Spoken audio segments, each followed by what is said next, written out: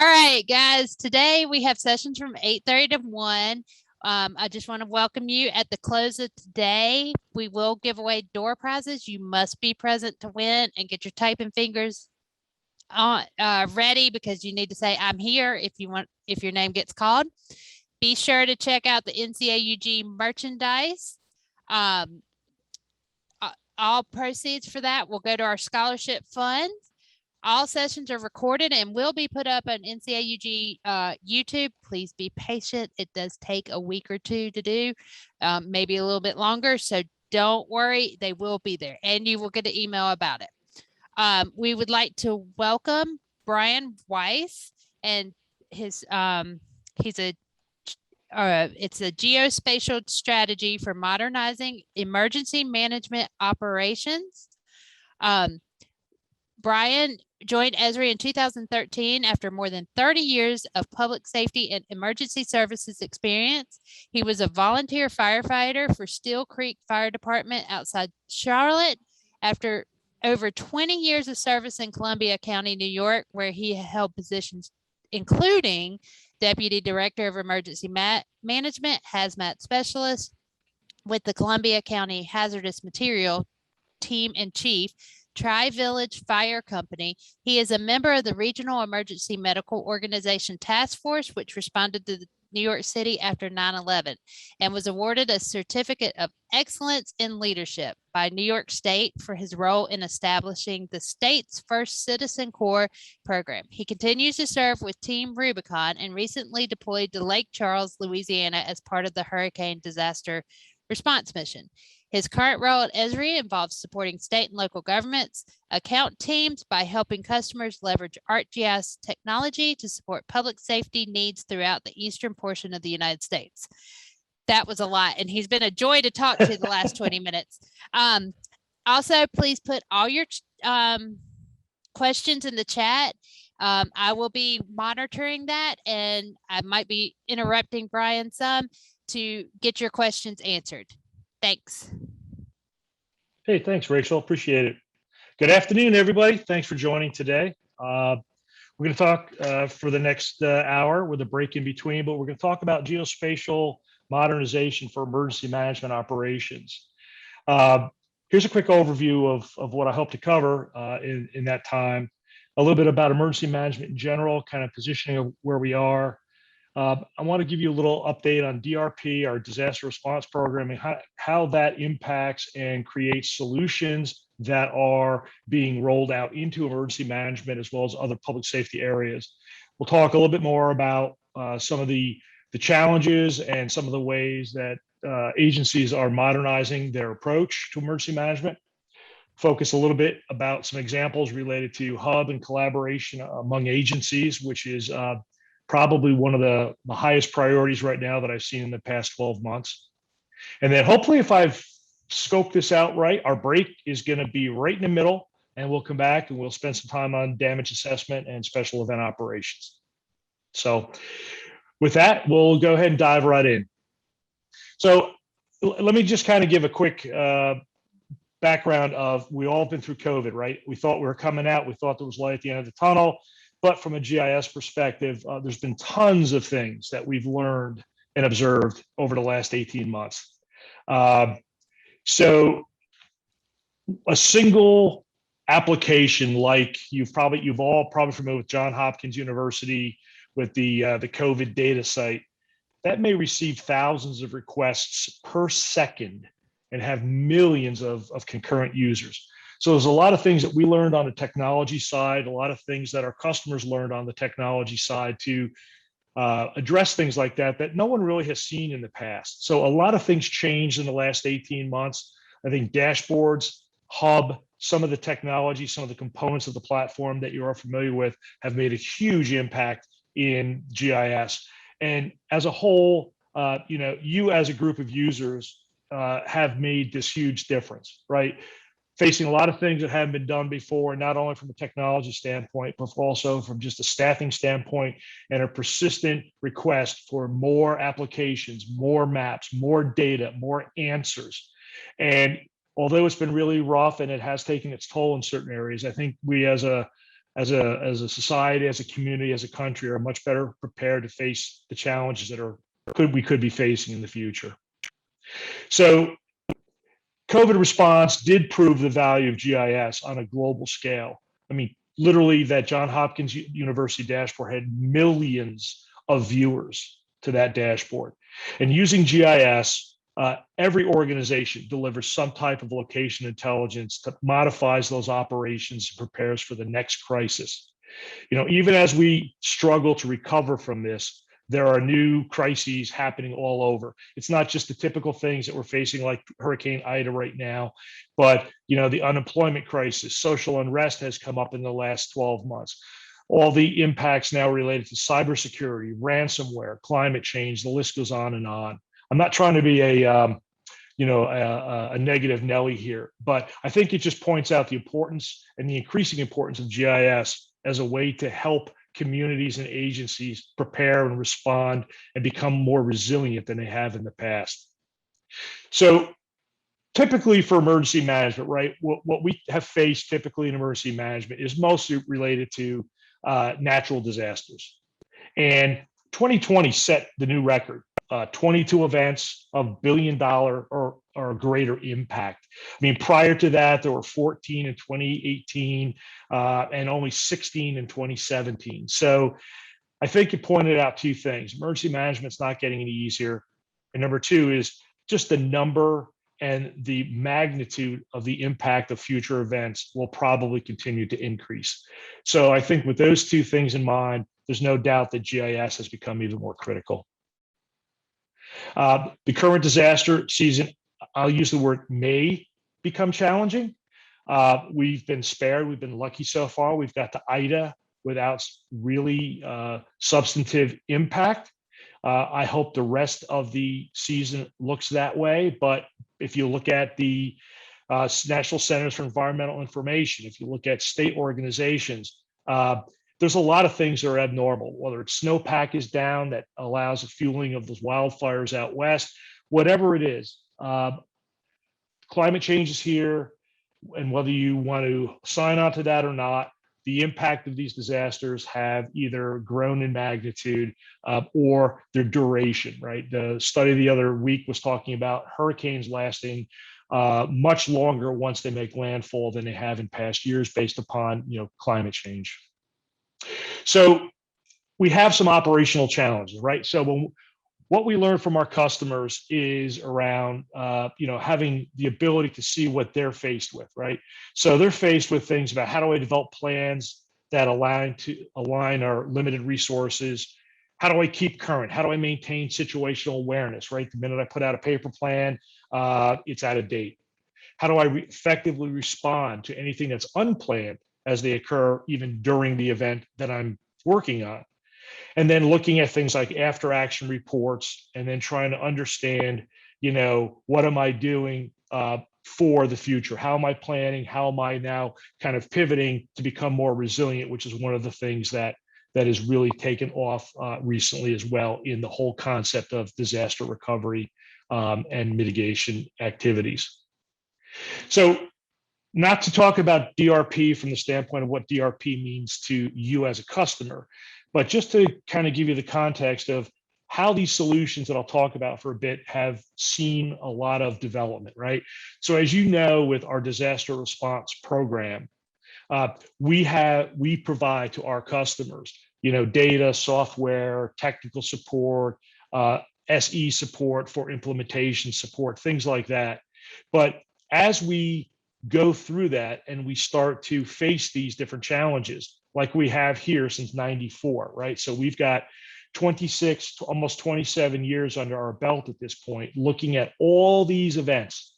And everyone, yes, there's a lot of natural events in here, but there are also very unique things, from locusts and COVID to MH17 to Beirut bomb blast, all these things. We always learn something from these events, right? Because we support our customers and we have somewhat of I call it a virtual front row seat to these disasters.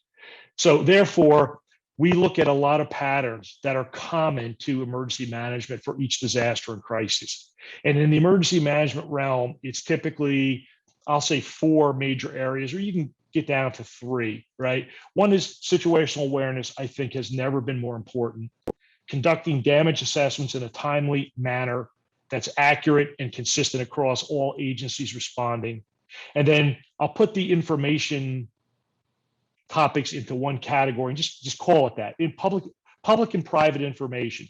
So using the data and using the analysis that you have created, looking at the information products, and then being able to use the results of those both for internal operational use and internal stakeholder use, but also having some variation of that being put out to the public quickly and easily without having to reinvent the wheel in order to alert citizens what they should do, what they shouldn't do, where they should go in a timely manner, versus putting out, a photograph or a Twitter feed of someone with a finger, on a point on a map saying this is where the shelter is. So we've seen a lot of these things develop very quickly over the last 18 months as well.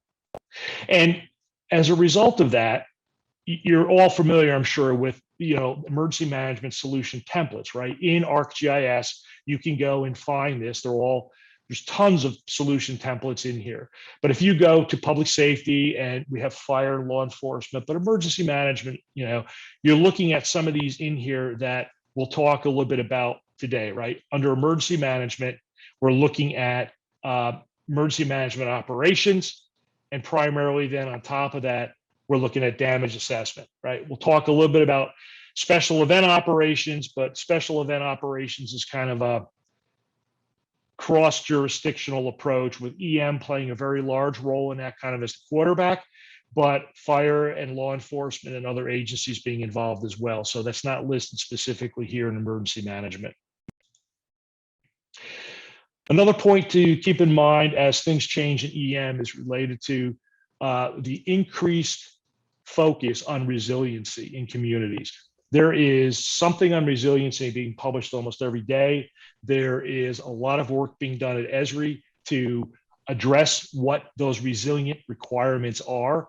But at the end of the day, it's kind of like looking at it and just saying, okay, what is that gap?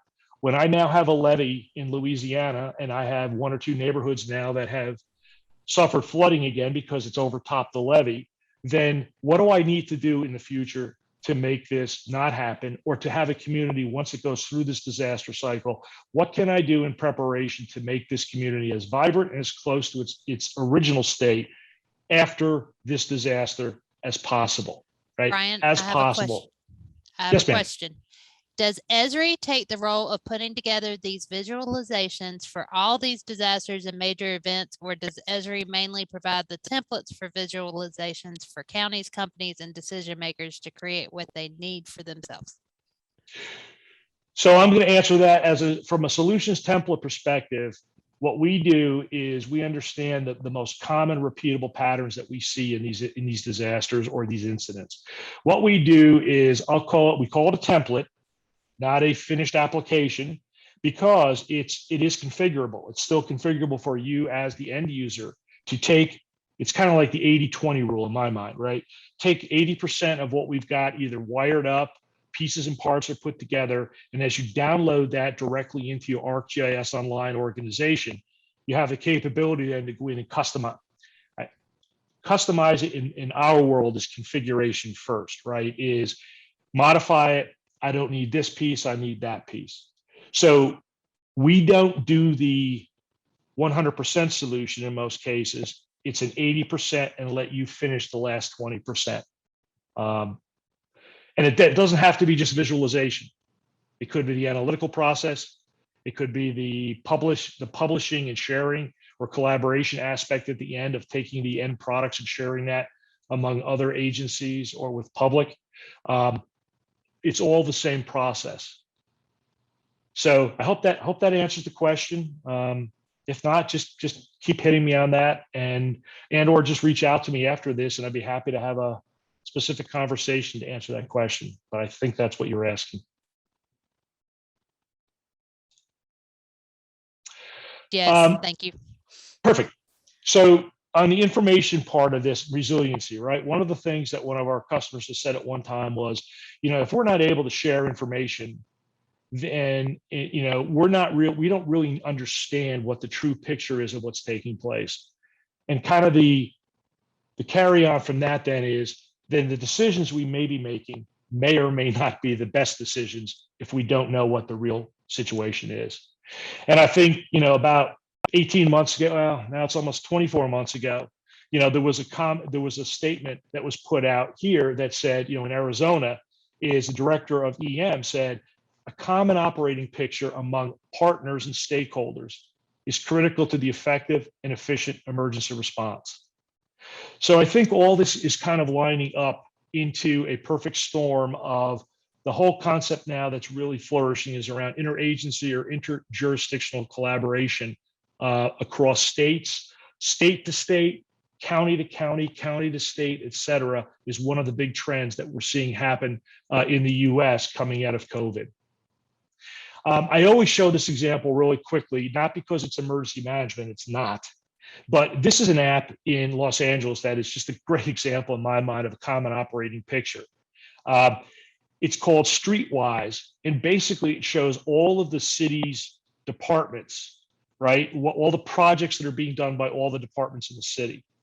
And the funny part of this, how this came about, is not because someone had a great idea and said, we should do this. It's because at one point, about 4 years ago, on opening day of the school, one of the largest schools in the city, the public works department had barricaded all the streets within about 2 blocks of the school, and they started their rip up and repaving of those streets on the opening day of school. So it just pointed out to the agencies that we need to share this information. We make very bad decisions if we don't understand what the impact is and what everyone is doing that may impact what we're doing.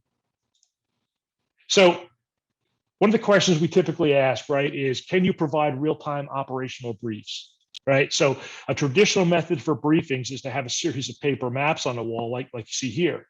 Well, obviously, as soon as that's printed and you look at the size of some of those, by the time those pins are in that wall, that map is probably out of date. Something has moved. I don't care if it's a fire line. I don't care if it's flooding.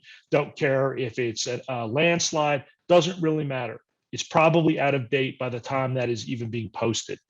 So, and I would really like to look at someone to take that the map on the far right, and look at that on a mobile device. That would be a little bit tough, right? So, the whole concept of paper to digital transformation is one of the most important drivers right now in the way that emergency management and frankly, fire, EMS, and everyone else in law enforcement is looking at changing their operational posture. And it's not just when things happen, right? There are many agencies who are adopting blue sky day briefings, right? Every day they have a briefing, and it's not just one city or one state, but a lot of agencies are looking at what's going on in our area. Do we, how does this compare to yesterday? So in this case, this is the city of Boston. They're doing this on a daily basis. But then I can look at even FEMA. You probably are very familiar with, what they do, right? Is they have a daily situational awareness journal, basically a story map. So every day they can go in and they can go through this tabbed story map, and they can look at what's going on from a situational awareness perspective, real time, what is going on across the country, and frankly, around the world. Another area that they look at, as I mentioned earlier, is briefing command staff and elected officials. That's not the same information that's going to go out to your public by any means, right? So the whole concept here is you want to communicate situational awareness, to executive level personnel in a very portable way, I guess, so they can effectively work on response plans and procedures should they have to make changes, especially as they go through the travels of a busy day outside of the EOC, right? So connecting the same data, the same information, and segmenting it or controlling the permissions to allow someone who's always interested in a certain concept like sheltering or maybe utilities, they have a different look at this information than someone who is presenting a much skinny down version for an elected official, right?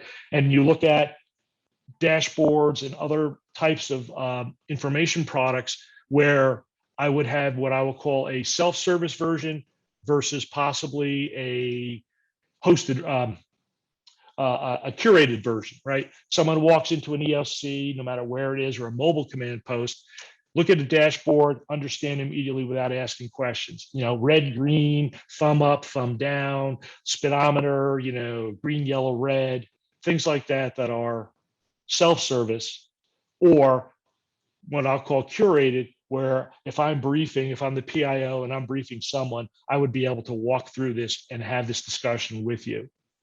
So this is another great example of, this is actually, you can go onto the Arizona website, you can find their operations dashboard. It's public information, and they cover everything, every ESF. They look at all things that are happening. They have COVID in there now, but it's the one place that you can get a holistic picture of what's happening in the state of Arizona from a public safety perspective. And again, the information is managed such that the public information and the internal information may very well be, and are most likely, two different things in most cases. Same thing with Nebraska flooding. The list goes on, right? I can look at EOC briefings for state and elected officials in the same manner. So another area is ability to effectively manage and communicate status, scope, and posture, right? So non-authoritative or incomplete information about an incident and its response can either generate false activity or can prevent positive operational activity or a decision by a citizen on what to do that may very well compromise the response and put citizens and property at risk. So I think that's another critical aspect of what we're talking about here is authoritative. And I think this is probably everyone in this group is well aware of the concept of authoritative information, right? So this really plays directly into situational awareness as critical. So it enables the command center staff to identify all of these potential issues in a real-time, or I'll say a near real-time manner, as well as communicate that information to other departments, other operating groups within the response groups that are involved in this incident, so that the best decision can be made effectively and in a timely manner. So as you know, ArcGIS is just key at that, right? Incorporating data from basically virtually any source, whether it's traffic and weather, whether it's secure, whether it's integrated with other information from curated sources outside like Gas Buddy or FEMA or some other organization. So it helps to present that common operating picture that everyone shares, but keeps it to a real-time or near real-time basis in order to make appropriate decisions. The other area is impact, right? Can you understand quickly what's going on? You know, in an incident, what I want to understand is not only, you know, what my polygon might look like for, you know, my warnings from NOAA or from NWS or something like that, but I want to understand what do I have from a citizenry perspective in those areas? How can I quickly analyze that information? How can I look at demographic characteristics?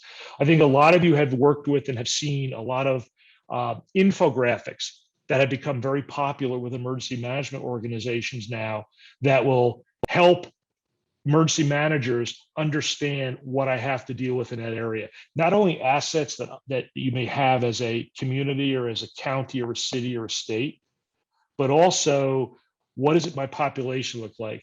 I can quickly look and determine, do I have people, what's the percentage of people with English as a second language? How many people do not own vehicles and are unable to self-evacuate? Maybe in some cases, if you have a registry, you may know people who have durable medical equipment, things like that. So that's really much more in-depth insight into the impact of these disasters. And then, as we'll talk about later, right, a little bit more in depth around the damage assessment aspect of this is, can I conduct those damage assessments in a timely and efficient manner? In a case like this with Cal Fire, they were doing teams in the field, they were collecting and assessing damage. And while they were doing this, they assembled it and they shared it with public to let them know if their homes were destroyed or not. It's the only way the public would find out, because the public were not allowed inside that perimeter that had been established by Cal Fire. So it was just a really good way of reaching out and telling the citizens what the status was when they knew it from doing the damage assessments. Do you maintain constant communication with the public? It's vitally important to educate, to inform, and to warn people on this, right? So, as I said before, having that capability will help minimize the potential for risk or injury to either life or property as well, right? So you don't want people going in areas that are deemed unsafe. You have to get the information out, and it takes a variety of forms: social media, the notification platforms that you may be using in conjunction with some of the Esri tools. That's what has become really kind of the gold standard. In this case, they were putting out, for this evacuation, it was very clean, very simple. This is where you want to stay out of. These are the shelters. These are no-goes. These are closed or blocked roads. So this information was constantly updated in real time, and it was sent out to the city. It was posted so the citizens could access this information. And then in the case of the text alerts, the SOCO alert system would actually put those out in text form as well. So, as you're well aware with an ArcGIS background, right? The key areas here really are around, I think, creating a digital plan, understanding what real-time monitoring may look like. I think you need to look at how you leverage mobile devices as a great way to get information in and out of the field. With everything being a sensor today, you have the capability to do a ton of that.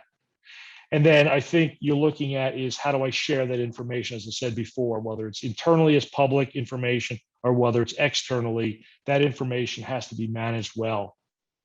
So kind of coming full circle into where we started, right? This is a complete system as a solution that you can get that, I'll call it an initial operating capability if you don't already have it, or you plug in where the gaps are. I think that's an important aspect of this, right? Is to look at where you may be missing a piece, and we'll talk more about damage assessment in just a few minutes. I have a question. Yes. Does your team have a way to receive new ideas regarding emergency management related applications? Let me confirm that. I think there's a couple ways. One is there's GitHub, which is the community. There is also GeoNet, which is another aspect that we utilize as well. And then I think if you have something very specific, feel free to reach out to your account manager's team, that's working with your department or your agency or your county or city.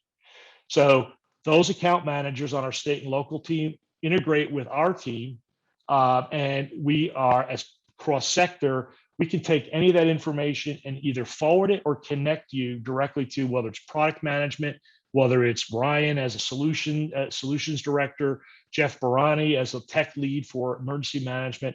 But we're happy to facilitate any and all of that. And as you'll see here on some of these, that's one of the ways that we actually get some of these solutions put together. And I'll mention that when we talk about a little bit about the damage assessment one as well. Okay, thank you.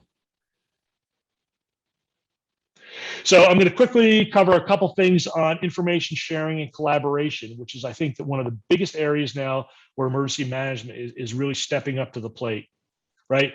So one of the big things is how to bridge that gap between what I'll call the official site, like the CDC has, and then produce other areas where I have data, maps, apps, et cetera. Could be documentation, reports, anything. So again, this is all focused around the use of ArcGIS Hub.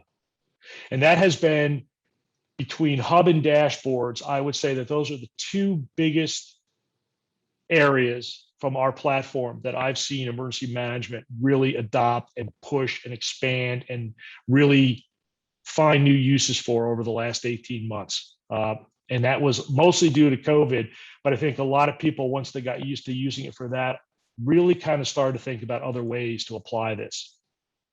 So You know, there are templates that you can utilize, again, within Hub, right? There's a simple one called Emergency Response. I believe that's one is available in ArcGIS Hub Basic. But, you know, the difference between Basic and Premium is Premium has those community users, which I'll make an example of here in a second. So the other concept that has really gotten a lot of play recently, and I assume that all of you have either seen or heard something about this through one way or another from Esri, is around partnered collaboration, right? So the concept here of, you know, making these enhancements and then streamlining the process for interagency secure collaboration. So with the current release, you have the shared ownership of teams across organizations, right? It's these collaboration coordinators. They're sort of like almost like a concierge, right? They basically take the task of managing access to groups, and that can be shared across organizations. So these coordinators are able to then do a lot of these services or perform a lot of tasks on behalf of an organization or individually as groups within those organizations. So that's a whole topic that we could spend at least a half an hour, 45 minutes on, looking at this via ArcGIS collaboration on this new partnered collaboration concept. I think it's a great thing, and a lot of agencies are picking up on this already. So if I look at the way it's designated to go here is, right, I've got this online users, enterprise. It doesn't have to be online, it can be enterprise as well. Then I start to look at, you know, bring your own identity, right? I can have people enter my organization. If you happen to have ArcGIS online credentials, then I can invite you into my organization or my group as well to be able to start some of this work. And then I can use this, as I mentioned, the Premium Hub, which has community users or community identities to be able to actually identify specific, you know, it could be VOAD groups, it could be, you know, American Red Cross, it could be shelter organizations, all these other stakeholder organizations within can all now share information that's pertinent to what they're working on. I think one of my favorite examples is the state of New Jersey. This has been going on. They started this about a year ago. I literally remember this happened in March of last year, just when we left the office. Their whole challenge was they were not getting information from the counties. The counties were not getting what they wanted from the state. So it just formed the basis for this great collaboration effort where New Jersey has something called EMIT, which is their application where they're using their Office of Emergency Management uses that to share information. But this hub is used, and this concept is used for blue sky, and it's also used for gray sky. So basically what was done is they took the initiative, they took all 21 counties in the state, and they started this collaboration through Hub. And they have what we refer to as haves and have-nots, right? The majority of the counties had some level of ArcGIS capability. There were a few counties who really didn't have any capability. Those are the have-nots. So the use of community identities, the use of pulling them into this fold with everyone else allowed them to take the data that the state couldn't get. Very common was local road closures and traffic data. They just didn't have any access to that. And then they wanted to understand locally what was happening on shelters. That's just something the state was never able to get from all 21 counties. So this has formed the basis of a really solid collaboration model within, excuse me, within the state of New Jersey. I will, excuse me. So this is kind of more of how it looks from an organizational or architectural standpoint, but the whole concept here is to put OEM on a state level to OEM on county levels. And then it's up to the individual counties then to look at how they interact with local municipalities. The other one that's great is down here, FEMA in Region 6, right? So New Mexico, Texas, Oklahoma, Arkansas, and Louisiana actually collaborate with FEMA, right? They've done the same thing. They have a partnered collaboration between a region and state EMs in those regions as well. So they've created this partnered collaboration model where they now can share data as necessary and as appropriate. So I know I covered an awful lot here. I'm trying to be sensitive to the time here. We're a few minutes over. I'd be happy to answer other questions right now, or I know we've scheduled, Rachel, right, a 15-minute break at this point. I think so. Or Okay. Kathleen, do you know? Yeah, absolutely. And we can all stay in this room. So if Sure. everybody just wants to take a bit of a break and join us back in about 15 minutes or so, and then we'll continue on. Sure. And I'll stay around too. If anyone has questions, feel free. Yes, y'all can unmute yourself. You can unmute yourself and ask him. Oh.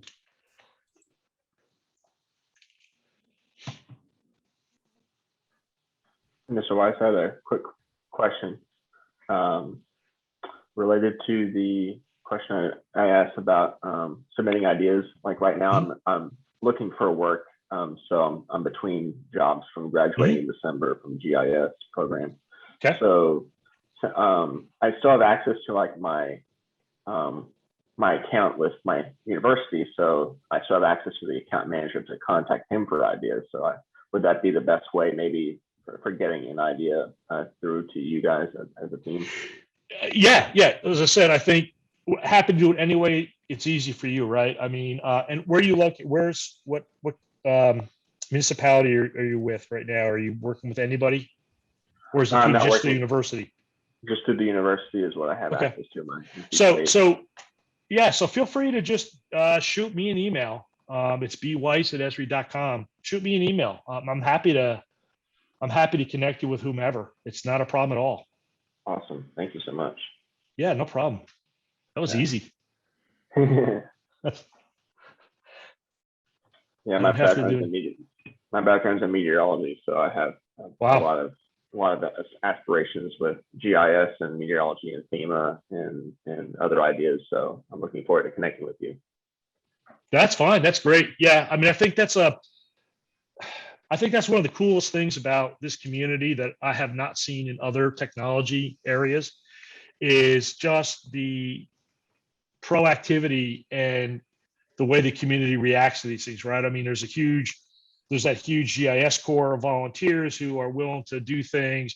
There are people who have ideas who want to share it. There are people who, I think that's one of the other areas that we always tell customers, right, is don't reinvent the wheel, right? Spend your time on something else. So if someone has already created something, 99% chance, unless there's something extremely secretive in it, they're willing to share, right? And I think this is a great community for that. So any ideas, any information, I'm happy to get it wherever I can, whether it's within Esri or whether it's within, FEMA or any of the other areas that we work with as well.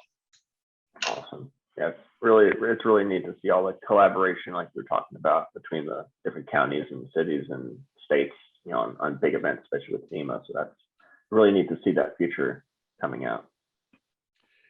Well, it was, I do have to say it was pretty funny because I had someone in a major city who was new to the job as director of VM, and they had some kind of an incident, and he was sort of sheepishly telling me that they had to do this mass evacuation. And, he just realized that there was some school literally like 2 blocks away.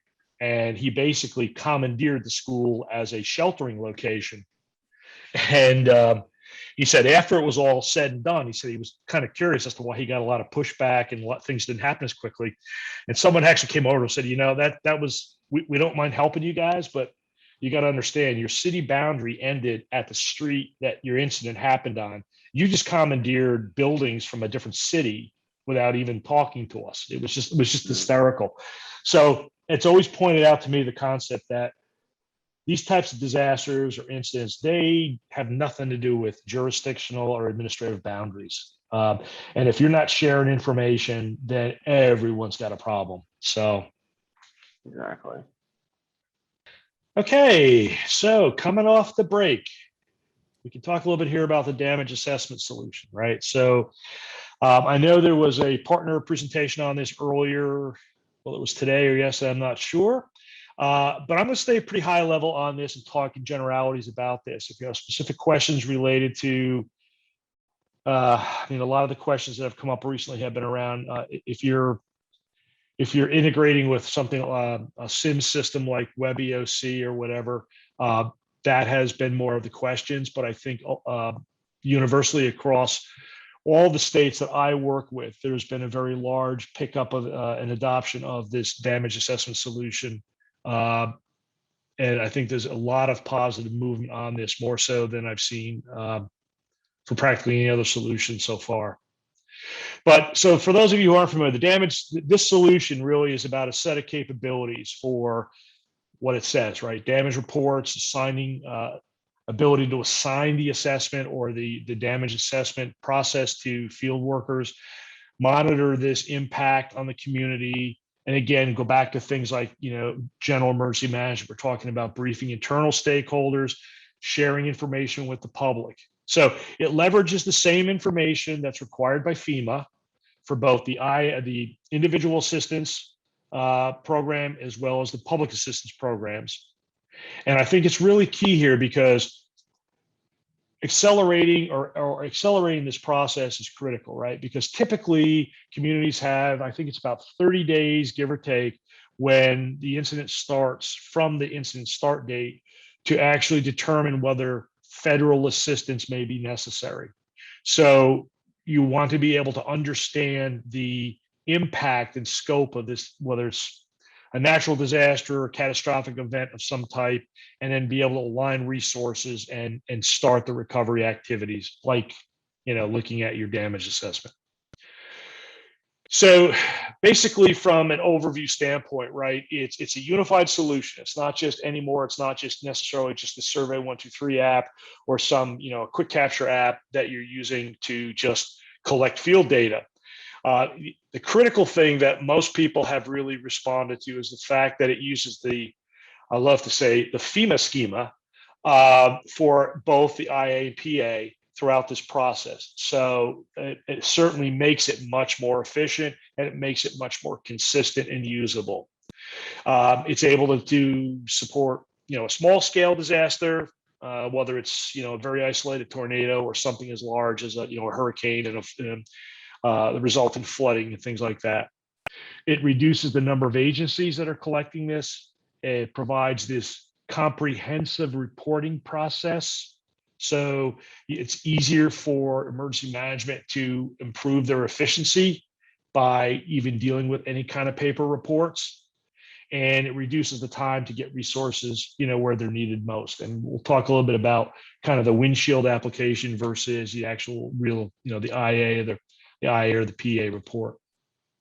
So from an Esri perspective, right, we're looking at all the different pieces and parts of this solution and how they come together to provide much more of a holistic approach to damage assessment, right? As I said, not just the actual field app itself, but it allows citizens to self-report, via a hub site, via, a web browser, et cetera.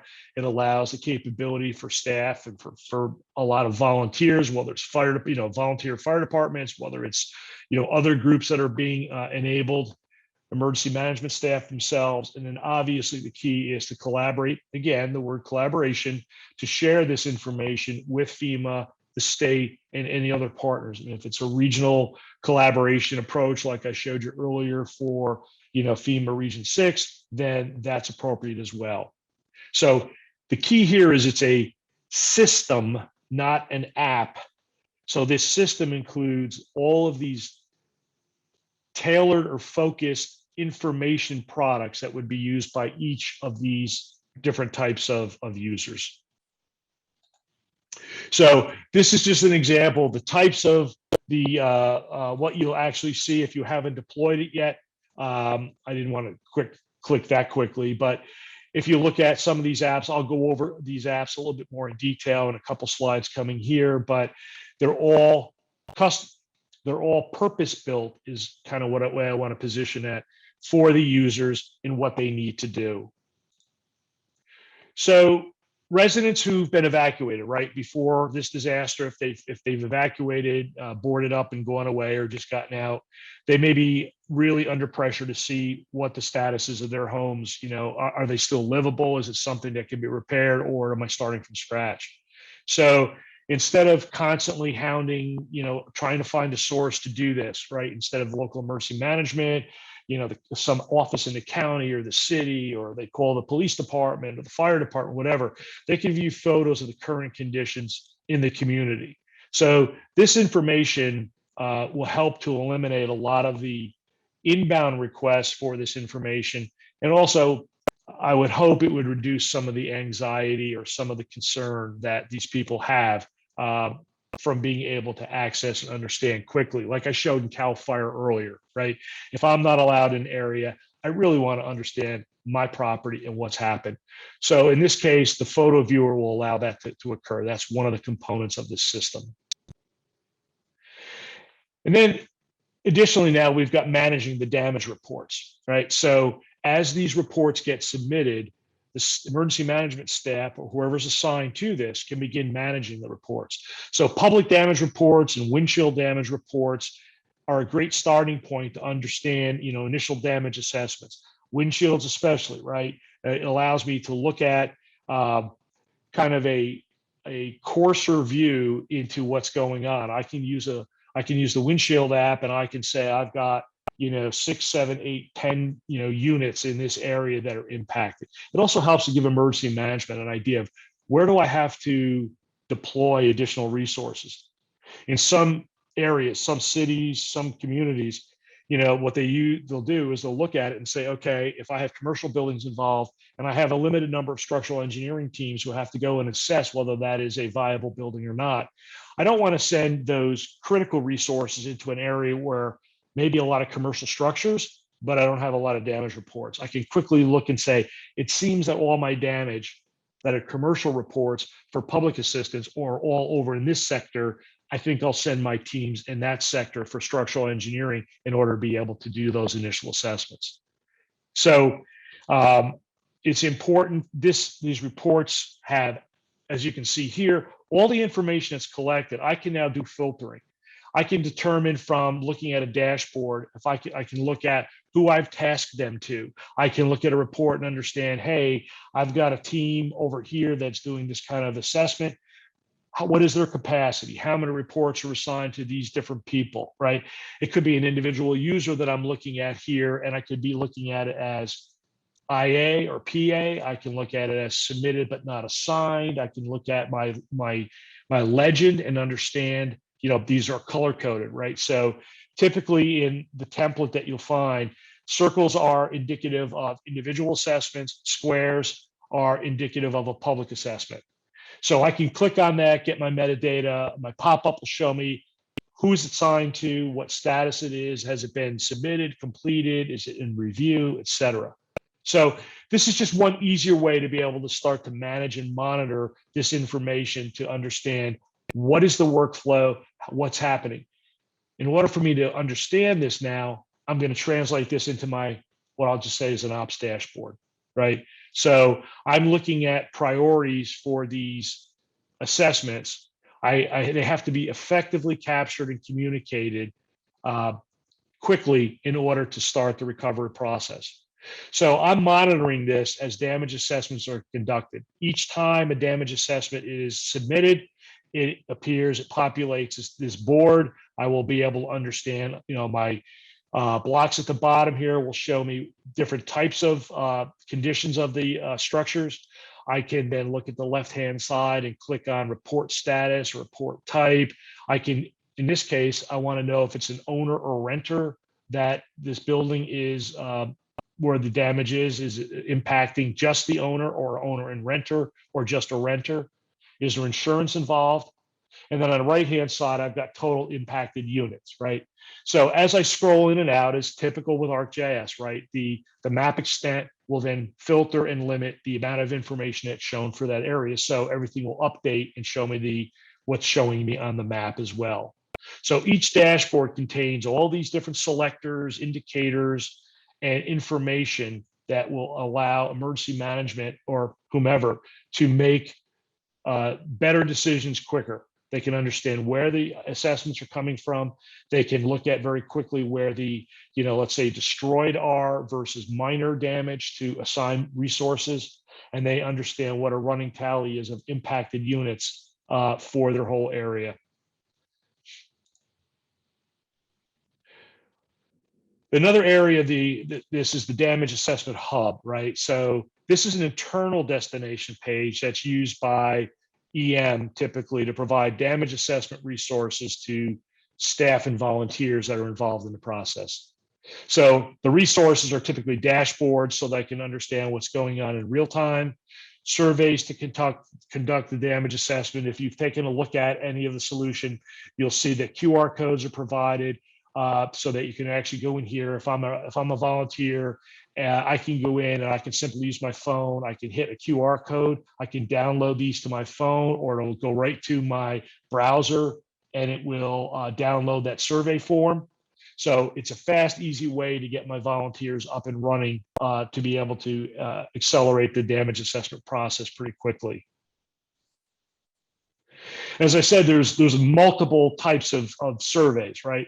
So I referenced the one on the left, the windshield damage report, right? So you can submit these damage reports using Survey 123 off of the hub site I just mentioned, that's hosted by the local EM or whomever, right? So when I submit this report, it gets received and I can actually do a review process on this, right? So a local emergency management staff member can verify information during this process and then modify it or provide information directly to state and federal agencies. The Windshield Damage App on the left, the quick capture application here, has a section at the top that's for IA and a section at the bottom that's for PA. The process is basically the same, right? I would take this, the idea here is I'm traveling down a road and I just need to understand quickly what's going on. So whether you're using IA or PA, all I do is I just have a big button. I just hit it. I select the category that I see and I take the picture. And in either case, whether it's the individual assistance or whether it's public assistance, obviously it's geo-referenced, the photo is captured, and that's all there is. You move on, and that gives kind of that early assessment picture to emergency management. Then I do have the other forms, right? I mentioned individual assistance, public assistance, and one is an express survey that is a complement to the normal survey here. So I can use it simultaneously to do multiple structures, right? So if I'm in a neighborhood, apartment complex, mobile home parks, things like that, where there's a lot of structures. So it's slightly different as far as a survey is concerned, but the concept there is to be able to access that information. Let me see, I've just moved over here. So as I mentioned here, we have this damage assessment hub, which is now externally facing. And then I've got, this internal area here, as I mentioned, with the QR codes. So I now have the ability to go in here. I've got some basic information. In this case, these are suggestions, right? Everyone's going to do something a little bit differently. But the information as to how do I install the app, how do I collect the damage, there's actually even a link directly on the survey to FEMA guidance for actually classification of things and how I would indicate whether that is a, minor damage or major damage. I can look at QR codes for download each of the surveys. And then, as I said here, it's kind of a damage category is high level, but you can link directly to the FEMA information as well.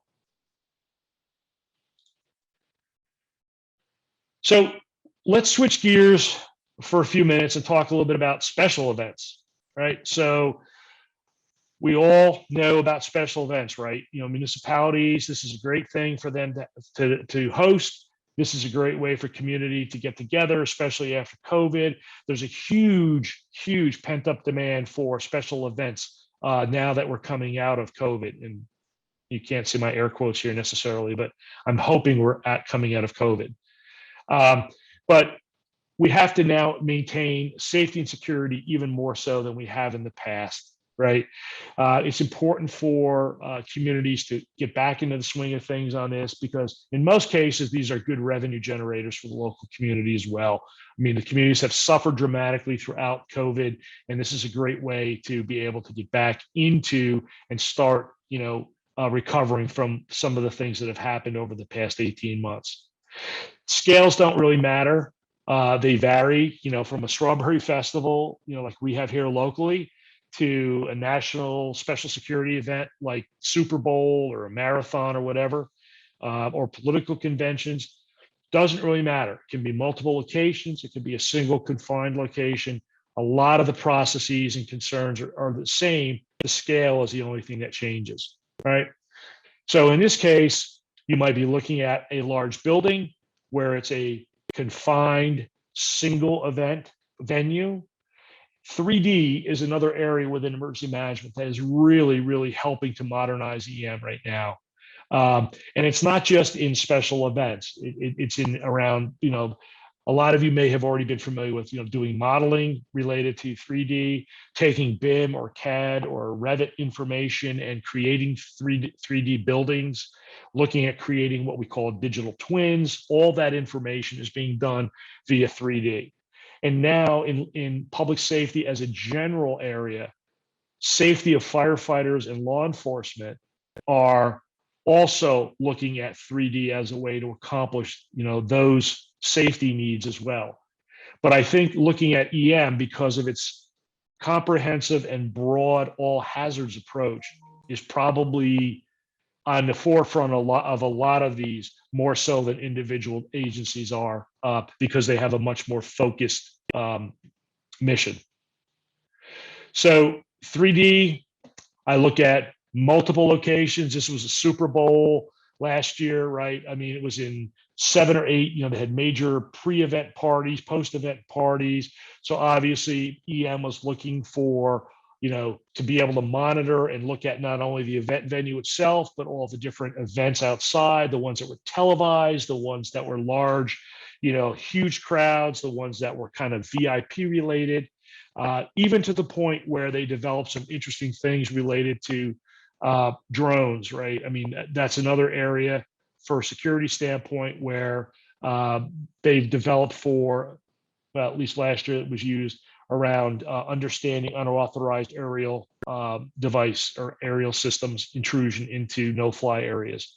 And then being able to, with ArcGIS and a partner, White Fox, to be able to actually triangulate the position of the controllers and to be able to then interview or contact those controllers because you were able to assess the location. So as I mentioned, scale may vary, but there's a lot of things that typically remain the same, right? Is developing plans because we have limited resources, right? How to maintain that situational awareness again, that's critical so we can make good decisions. Effectively responding to incidents that may pop up within the incident or the special event area, right? Some of these concerts, some of these special events may be on a property that has a single 911 address, but maybe a 300 or 400 or 1,000 acre venue. How do I actually, access kind of micro dispatching within those events as well? Understanding a standardized and repeatable approach to doing this. Every event should not be a one-off, right? So I can look at after action reports, I can save and reuse previous event plans. And all this is done across multiple agencies. Again, back to the collaboration, the multi-agency approach of being able to share and collaborate during an event for different missions. So ArcGIS primarily in this area is focused in 4 areas. One is creation of digital plans. So going digital means paper plans don't scale. They're out of date when you print them, as I mentioned earlier. So you create digital map-based plans, which can be updated and shared literally in real time. Staying informed with this concept of situational awareness and real-time monitoring. Again, dashboards, key indicators, understand, very easy to understand, up-to-date information that helps you make decisions based upon real information when something happens. Mobile, go mobile literally is leveraging that technology. It's a great way, as I mentioned before, everyone's got a device, right? I can get information to the person in the field. I can extract information from the person in the field. So if you think about event workers with mobile devices, they're almost like a remote sensor, if you will, right? You have that access point with each and every worker who has the technology on their mobile phone. So I can be monitored, I can assign tasks to them, and I can understand where they are, and all to help both efficiency, but also to protect them and help with safety factors. And as I mentioned, the repeatability aspect. You don't have you may not have a full slate of events in every community or every municipality. You don't want to start from scratch every single time you do something. So as part of the after action reporting, which is done in actually you can do temporal analysis to look at what happened when, where people moved, where assets were located, how they responded. You can actually do your assessment of how you performed against your original plan, but then you can save or modify pieces and parts of that plan to be able to utilize it as a starting block for another event. Or you may want to keep 90% of it because you know that this Strawberry Festival happens every September in Fort Mill, South Carolina, and I'm gonna do it every year. So it allows you to really up your game from the standpoint of performance and also efficiencies related to this. So like the other solutions that we work with, it's a complete system, right? So this complete system starts with the planners. It works with the, maintaining situational awareness for the command staff and the people running the event. It has a whole different aspect for field personnel, for dispatchers who may be actually on the site so that they can respond to, an EMS call or a violence call, somebody's got a fight going on or just whatever it is. And then how do I use existing plans again? I go back to the planner coordinator and I have everyone working off the same information, the same maps, the same data over and over. So to recap this really quickly, it goes across all these areas, right, of special event planning. I start with the plan. So what do I do pre-event? What do I do from an operational perspective during the event with the execution of my plan, with the collaboration among multiple agencies, with the response to specific events that happen within this area, and then what happens after the event when I look at and I have to then do my after action report, my briefings, and then understand how well I did and what I want to do differently next time this event or a different event happens as well. I want to mention one other thing that I really hadn't planned on talking about, but I literally threw one slide in there. And that was on, if you haven't looked at it, you should look at the debris management solution. This is really geared now toward, and this is one of the things that people have asked about. I think we had talked earlier about how do I get information out? How does the customer communicate with Esri? We worked with about 6 municipalities to get their input on what their challenges were and how best ArcGIS could support this emergency debris management process. And it came into three areas. One is the clearance stage. One is how to assess what I have to actually deal with. And the third and final part is how do I get rid of it now that I understand I know what it is and I know what I have to do. So all these different aspects that are under those 3 pillars are addressed in this solution. I would urge you to go onto the solution site that I mentioned earlier around emergency management, check some of these out. Very easy to download them into ArcGIS and start working with some of these. So as I close here, I think just want to make a kind of a final comment is we're continuing to evolve in emergency management. As I mentioned earlier, Ops Dashboard has become kind of the single point of focus in most places. It's a focus on data from all kinds, from real-time sensors, from all kinds of different places and different types. Only scalable processes will survive in the future. Papers out. If you have any doubt that mobile is not a thing, it's not an option anymore. I will say that if you think about Johns Hopkins, over 80% of those hits to that Johns Hopkins dashboard were from a mobile device. Speed and agility, it replaces slow and steady. you're not going to have an option. 3D and indoors are coming on really strong in EM right now. And as we talked a little bit about this interjurisdictional collaboration, which is absolutely critical to managing events and being able to respond for emergency management. So with that, I'll wrap it up. I appreciate your time. Thank you very much for your attention this afternoon. If you have, go ahead. B Capel asked for a link, I guess to the, I'm assuming the operations dashboard, or the like, to the solution site referenced a minute or so ago. So do we have a link to that? Yes, you can actually, you can access that. If you're in ArcGIS Online, you go to the little application launcher in the upper right, all those dots that you're looking at. If you click on that, you will find actually an icon that says solutions. Click on solutions and you're there. You can also go to the Esri website and search for it as well through, it's called solutions.arcgis.com. That should still be active. But I would recommend you do it for ArcGIS Online, because then if you see something you like, you can download it. I'm getting lots of thanks for everything. And folks, we have a few more sessions. Please be back at 5:15 to get your door prizes.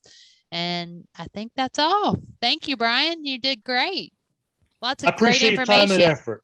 Happy Yeah. to, and thank you very much. Have a good day, Rachel, and thanks, Kathleen, for your help as well. Thank you Yes. so much. Yeah, and everyone, just for attendance purposes, if you want to participate in this poll, that would be awesome. Have a fantastic day. We'll see you on the next one.